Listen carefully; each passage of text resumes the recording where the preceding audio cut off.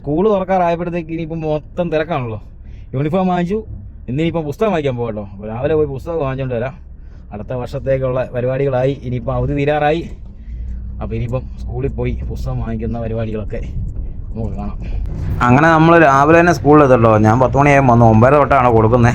അപ്പോൾ 10 തന്നെ വന്നു. ഭയങ്കര വെയിലാണ്.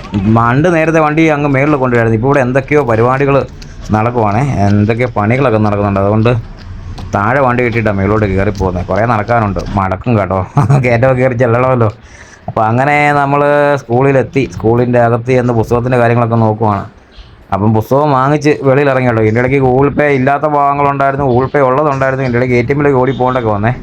എന്നിട്ട് പിന്നെ തിരിച്ച് വന്ന വഴിക്ക് ലൈവ് ഉണ്ണിയപ്പം വിൽക്കുന്നൊരു കട നമ്മുടെ ഈ വെട്ടത്ത് കവലയ്ക്കും പുതുപ്പള്ളിക്കും ഇടയ്ക്കാണ്.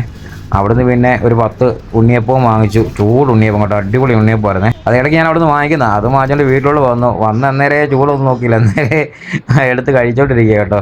ഉണ്ണിയപ്പമൊക്കെ ആർക്കും ഇഷ്ടമല്ലാത്തല്ലേ.